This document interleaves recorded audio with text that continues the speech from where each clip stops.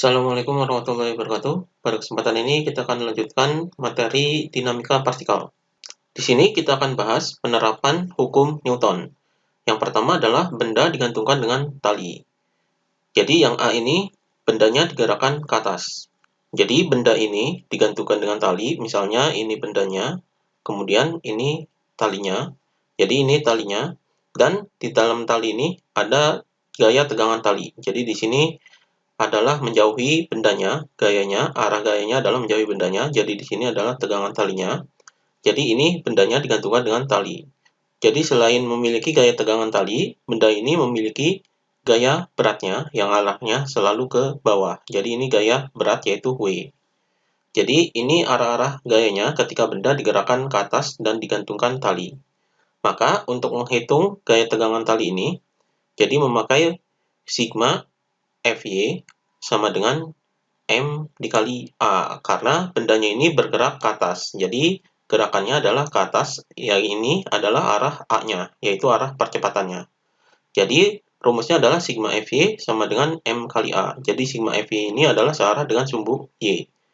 Jadi yang searah dengan arah gerak adalah T-nya, maka T-nya ini positif. Jadi di sini T, kemudian yang berlawanan arah dengan arah gerak adalah W. Jadi W-nya ini negatif, jadi min W sama dengan M dikali A. Jadi di sini T min W ini adalah gaya berat, rumusnya yaitu M dikali G. Jadi sama dengan M A.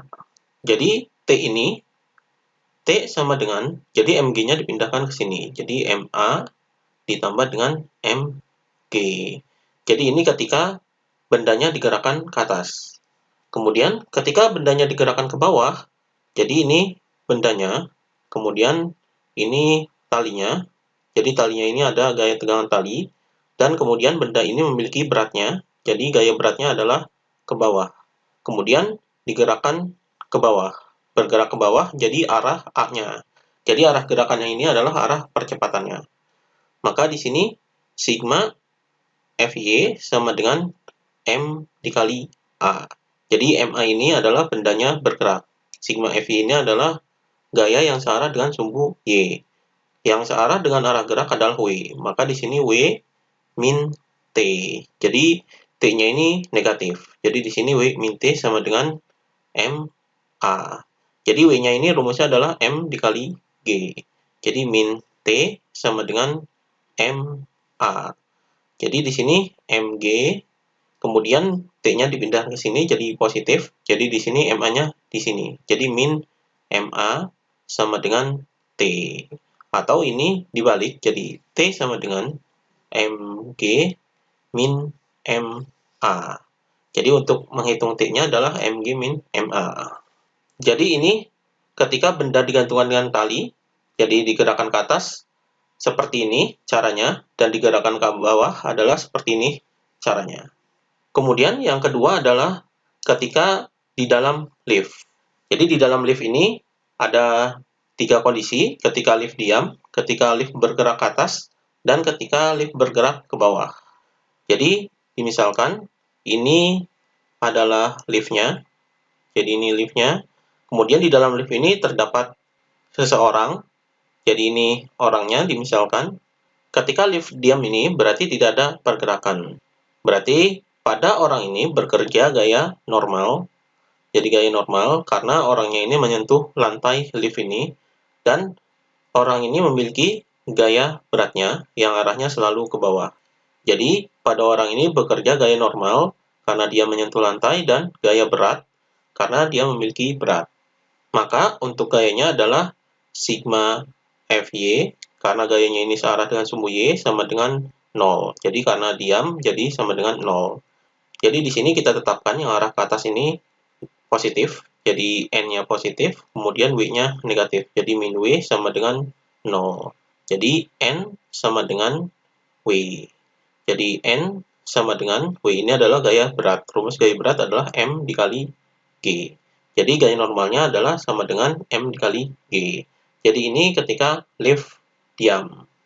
Kemudian ketika lift bergerak ke atas, jadi ini liftnya, kemudian ini orangnya, dan di sini bekerja gaya normal juga, karena orangnya ini menyentuh lantai, dan gaya beratnya karena memiliki berat, jadi ini W-nya. Kemudian bergerak ke atas, berarti arah percepatannya adalah ke atas. Jadi ini arah A-nya. Berarti di sini berlaku sigma Fy sama dengan M dikali A, karena di sini bergerak. Jadi M dikali A ini bergerak. Jadi yang searah dengan arah pergerakan adalah N-nya. Maka N-nya ini positif. Jadi N min W sama dengan M A. Jadi N min Mg sama dengan MA. Maka N sama dengan MA, kemudian Mg-nya dipindah ke sini jadi positif Mg. Jadi di sini N-nya MA ditambah dengan Mg. Jadi seperti ini rumusannya ketika lift bergerak ke atas. Kemudian ketika lift bergerak ke bawah, jadi ini liftnya.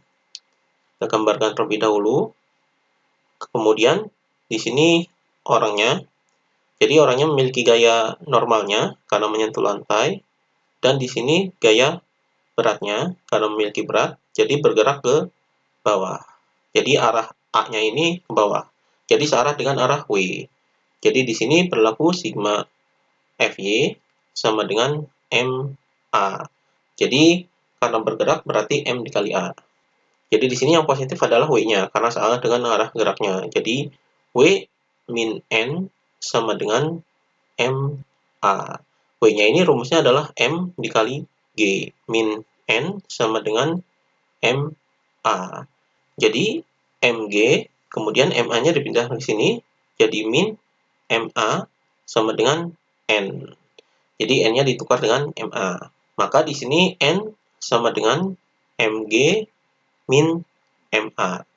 Jadi ini menghitung gaya normalnya. Jadi seperti ini untuk kasus di dalam lift. Kemudian untuk gaya pada gerak melingkar, jadi di sini gayanya pada gerak melingkar digerakkan secara vertikal. Jadi yang pertama gerak melingkar pada bidang vertikal. Jadi ini lintasannya. Lintasannya ini adalah pergerakan melingkar. Untuk menghitung gaya di titik P, ini titik P-nya. Jadi dimisalkan titik P-nya di sini. Jadi di bola ini memiliki gaya beratnya. Jadi di sini adalah W, W ini adalah M dikali G. Dan di sini berlaku gaya sentripetal. Jadi gaya sentripetal ini arahnya adalah ke arah pusat lingkaran. Jadi gaya tegangan tarinya ini adalah ke arah pusat lingkarannya. Kemudian ini Mg-nya ini diproyeksikan ke sini. Jadi sudutnya misalnya di sini, sudut tetanya. Jadi di sini adalah Mg cos theta. Jadi arah ke sini adalah Mg cos theta. Jadi di titik P ini berlaku sigma Fs. Jadi gaya sentripetal sama dengan M dikali AS. Jadi M dikali AS. AS ini adalah percepatan sentripetal. Jadi ini sigma Fs sama dengan M dikali AS. Jadi dalam gerak melingkar ini berlaku gaya sentripetal. Jadi gaya sentripetalnya ini adalah arahnya ke pusat, jadi ini T. Kemudian di sini yang arah berlawanan adalah Mg cos theta. Jadi min Mg cos theta sama dengan M. AS-nya ini rumusnya adalah V kuadrat per R. Jadi ini rumus percepatan sentripetal. Maka di sini untuk menghitung gaya tegangan talinya adalah T sama dengan M V kuadrat per R. Ini Mg cos theta-nya dipindahkan ke sini jadi positif ditambah dengan Mg cos theta. Jadi seperti ini cara untuk menghitung tegangan talinya. Jadi ini gaya gerak melingkar pada bidang vertikal.